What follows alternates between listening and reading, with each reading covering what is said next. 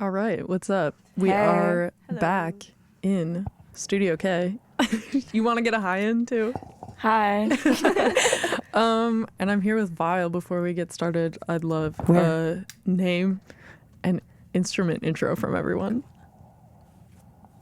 I'm Katie. I use she, they pronouns, and I play the drums. I'm KT, I play guitar. I'm Taylor, and I play the bass, and I use they, she pronouns. Sweet. We just heard Eco Death, Roadkill, Just Fine, Rough, and of course, P-Punk. Yep. Yeah. Punk, actually. P-Punk. Sorry. Yes, no, sorry, that's on me. That's my bad. I had such a blast. It was so fun. That was my first time seeing you guys, which actually blows my mind a little bit. Welcome. But it was great. Thank you. Thanks so much. I'd love to talk about your newest release, which was Burnout, that came out March 29th, your sophomore album, correct? Correct. And since it's your second album, I'd love to know, do you feel like there was any like definitive shift for you or anything that felt like significantly different in, you know, recording the second album? Or like your sound, your songwriting? Do you feel like you've grown up a little bit? Yeah, absolutely. We had a pretty major change. We had a lineup change before this album, and that sort of changed a lot of our process, I think for the better. We really, I feel like, honed our craft a little bit. Mm-hmm. Yeah, we really locked in. These songs kind of like tumbled out of us, for lack of a better words. But it took us a while in between records because of that lineup change to have Burnout come. So the fact that it's here now, we're so excited. It seemed like it would never happen, and then it happened. We were like, oh, onwards and upwards then. Amazing. And did you get to incorporate any like new or different production stuff for this album, or like things in production that you felt like, ooh, I get to use some new gear, or fun things like that? The organ, the Wiro. The organ and the Wiro. We added a bunch of fun percussion. So we added like this fun percussion instrument called a Wiro in our song Your Dad. And it's that instrument that kind of goes like and I was it's gonna great. say I have And then no also, idea what that is. in our little frog, the spiky frog back. Oh, yeah. You run a stick over it. Yeah. And then we also, in our song Friendship Bracelet, in the ending, I insisted that we have organ at the end, like pipe organ. Sweet. And I'm really, really happy that it's in there. I don't know how my bandmates feel about it. I think they came around. They were not excited about it at the start, but I kind of just tune it out. so rude. So rude. Ouch. I'm joking. Sweet. And do you have like, what are your top faves to perform live now that the album is out in the world? Any that you were like, I'm so stoked to get this in front of an audience to see people's reactions? I absolutely adore playing Falling Short because we always have it at the beginning of our sets, and so I still have like a bunch of energy, and it's just such like a fast, fun, dancey song. Mine's probably Two-Faced. That one I think I was most excited about with the new record, and it's the album starter, so very appropriate. I really like playing Your Dad live. Funny way to say that. But just because I love watching people's reactions to it if they've never heard the song before. And I really love Broth Song because it's so cute. And we like to ask the audience what their favorite soup is before we start the song. That's and it's just a cute. very wholesome like break in the middle of our very punk set. Yeah. And what are kind of your favorite things, again, about having an audience in front of you? Do you have any like memorable audience interactions when you've been playing, or like things that you like to do to be able to bridge that gap a little bit? Absolutely, yeah. We love playing in front of an audience. I feel like we really feed off their energy. One of my favorite moments that I think about is we were playing a show in New York, I think, and someone brought a giant worm on a string and we brought them up on stage, and then we all collectively sang Amazing Grace. Sounds so fake. Amazing worm. Yeah. Amazing worm, not of Amazing course, Grace. of course. So true. We've gotten bras thrown at us on stage, and I think that was the moment that I knew that we had made it. Yeah. As a rock Yeah, band. you're like, as a this rock is band. it. This is it. Yeah. We do a fair amount of chanting, which is always really fun. Yeah. That would actually be a good bridge into the most memorable like crowd interaction moment that I remember was a child and their parent held hands with each other and chanted an expletive into each other's faces. And we were on tour, and I texted my mom afterwards. I was like, "Hey mom, I miss you. You'd never believe what I saw today." It was like an 8-year-old and their parent. That's adorable. Was that Detroit? That sure was Detroit.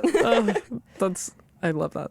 And if you had to pick 3 words, and this is perfect because you each get to pick one, to describe the album, it doesn't even have to be an adjective. It could be an object, whatever you like. What would you pick? Give us a minute. Yeah, think on it, ruminate. Therapeutic. Stinky. All comes down to me. That's way more than one word. Hey now. All right. Taylor. Oh my God. I'm gonna say. You stole mine. I was gonna say stinky. Bad. Yeah, perfect. And what of your music videos was your favorite to shoot? Just Fine was fun. It was super stressful, and it took a very long time. It was like a full 12-hour day of shooting something that only came out to be 3 minutes. But it ended up we love the end product, and that was tons of fun, as well as Falling Short. I will. Anybody else want to talk about Falling Short? Yeah, I think Falling Short was my favorite just because I was directing it and editing it, and so it was really, really exciting to sort of watch it come to life. And I had my good friend Emily Nordstrom filming it, and so that was a lot of fun. I'm a music video hater. I really hate filming music videos, so my answer is none of them. Well, there you go. I appreciate the honesty. Sorry. No, you're good. Katie's kicked out of Radio K Studios. That fun fact is actually fine. Yeah, that's a fine So, word. You just you're can't good. Do you say want to say it into the mic? Well, maybe not that, but you're good. It's all good. Now onto the origin story, because I know it's kind of fun. How did Vial come to fruition? How'd you all meet? So we were at Tony Hawk Skate Park. the famous.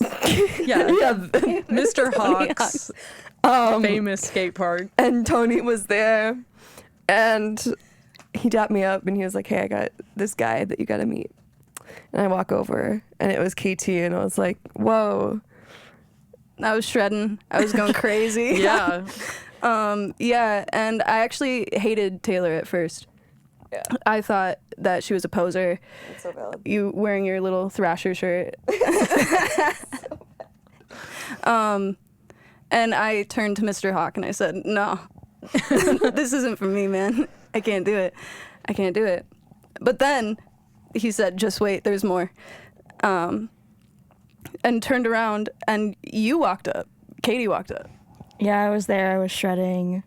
Good friends with Mr. Hawk. He introduced all of us, and we made a band. That's it? That's it. Not the part where we all curb stomped Tony Hawk. Oh, well, I was going to I don't ask remember if you were still in contact with Tony, but I suppose after the curb stomp. Yeah, no. Yeah, Your- we're still your working that ties out have been in the broken? courts. Okay. The basketball courts, to be been a honest. rough few years. Yeah, I can only imagine the legal and basketball disputes. That sounds Basketball. That sounds Yeah, tough. I said in the courts. Yeah, In the basket. the basketball courts. Mm-hmm. Well, I'm glad that you can still play some pickup with Mr. Hawk, at least, at the very least. Yeah, he can't use his left hand very well anymore, which is like kind of Katie's bad, but Yeah, well, what can you do? curb stomp Tony Hawk apparently. Please stop holding the mic in front of me. That's not the true story. Well, it can be whatever you want it to be. Gorgeous. Yeah, I appreciate the creativity. Do you have any highlights of your time together beyond, favorite audience interactions? Just things that come to mind, when you're going to sleep at night and you're reflecting and you're like, man, I've done some cool stuff, What do you think about? I think the amount of wear and tear put on our vehicle, including KT being run over, including the door being ripped off its frame, Okay. including us running into a massive cactus in Los Angeles. Whoa. Yeah. She's been through a lot. She's a hardy girl. Mm-hmm. On a more wholesome note, What? these two are my best friends in the whole world, and so anytime I get to spend time with them, it is a good memory, a lovely thing. Well, I personally hate these two. So it's really difficult for me, but I push through for the music, you know? Yeah. You're so brave. Yeah, that's very selfless. Yeah. Yeah, wow. Katie's a philanthropist. I can tell. Except for Tony, I suppose. Yeah, that was brutal. coming. Yeah. Did you change your ways after that? No. Oh. Watch out. I know, I feel a little bit nervous right now. I feel scared. Good. I feel threatened. Oh, okay. Well, I have a fun question for you now, which is you get to build your dream four group bill and you're on the bill. Who else is playing with you and where are you playing?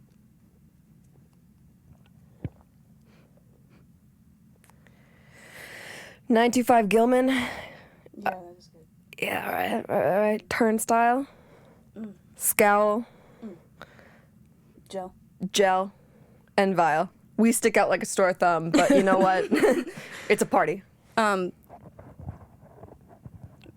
Yeah, I'm gonna say the Gilman as well. Nice. Place is awesome.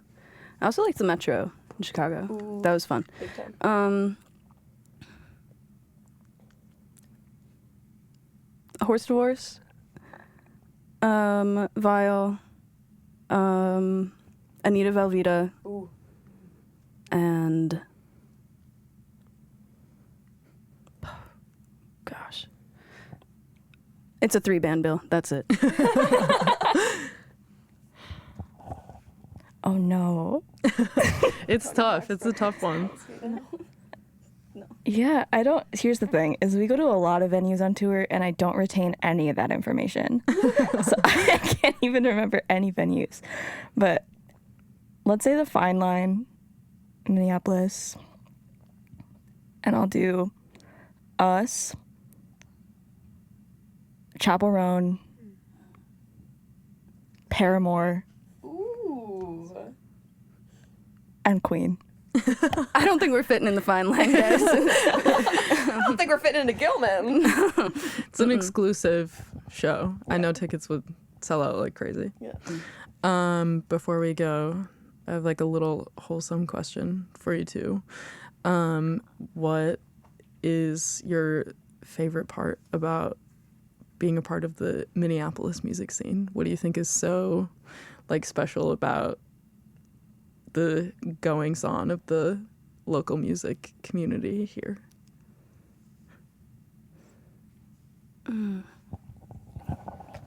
I think it's fun because we're kind of isolated in the middle of the country. And so we all are kind of one big family, one big community, smack dab in the middle, in the cold in the north. And I think that's fun and special. Yeah, multiple touring artists have like come up to us and been like, what is in the water in Minneapolis? Because there are so many great bands coming out from Minneapolis constantly, but specifically in the last 10 years, it's been kind of crazy. And then also touring bands come through and they're just like, it's just Minneapolis, it's whatever. And then their show gets sold out and everyone goes absolutely bananas. And they're like, wait, how did I not know there was such a like a music community in Minneapolis? And that's one place where Minneapolis could grow, is that we need to like promote the fact that we love music a lot more, so more people come through on tour. Sweet. If you want to let the people know if you have anything fun and exciting, what's going on in your lives, now's the time. We have multiple secret projects that have yet to see the light of day. But if you're interested in finding out what those are, we are on Instagram, Vial Band Official, and Twitter and Facebook and all the fun things. Oh. So, Oh no. mostly Instagram. Yeah. All right, cool. Well, thanks so much for coming in to chat. I have had such fun having you in. You guys have been Vial, and this has been Off the Record here on Radio K, Real College Radio.